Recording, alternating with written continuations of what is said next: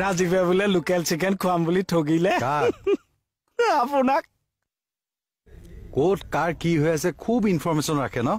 কেতিয়াবা মোক local chicken 1 KG খুৱাবচোন Krishna আমি লোকেল চিকেন কিনিব পৰা মানুহ নহয় দেই ছাৰ আমি মুৰ্গীৰ তেজ কিনা মানুহে কি মুৰ্গীৰ তেজ কিনা ইণ্টাৰেষ্টিং ঘটনা ছাৰ আপোনাৰ 9-8 মানৰ ঘটনা শুনিব শুনাওকচোন বহি লওঁ বহক নবহো এনেকে কম ৰ'ব মোবাইলটো চাইলেণ্ট কৰি লওঁ ইম্পৰ্টেণ্ট ফোন আহিব পাৰে অৰি হাঁহিয়ে থাকিব নে কিবা ক'ব নাই ৰ'ব নষ্টলজি হৈ গ'লো নষ্টলজি নহয় নষ্টালজিক তাকে আপোনাৰ 8 মানেই হ'ব ছোৱালী এজনীৰ লগত মানে মোৰ অলপ ইয়ে আছিল তামাম ইয়ে আৰু তাই কি কৰে ছাৰ তাই তেজেদি এডৰা চিঠি লিখি দিয়ে এৰা এতিয়া মইতো তেজেদি লিখিয়ে ৰিপ্লাই দিব লাগিব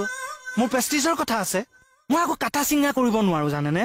মই কি কৰিলো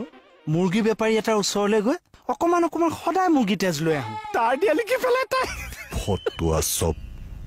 এদিন মই ভাগ্যে বাচিছো বুলি বিশ্বাস কৰগে মুৰ্গী বেপাৰীটোৱে সুধি দিলে সদায় তেজ কলে নিয়া মই আমাৰ দুটাৰ ইয়েটো কৈ দিলো মুৰ্গী কটা দাখন লৈ এইচা দৌৰাইছে বেপাৰীটোৱে আকৌ আপোনাক কিয় দৌৰালে ছোৱালীজনী বোলে বেপাৰীটোৰে জিয়ে মই যিমান ভাবিছিলো তাতকৈও বেছি ফটোৱা আপুনি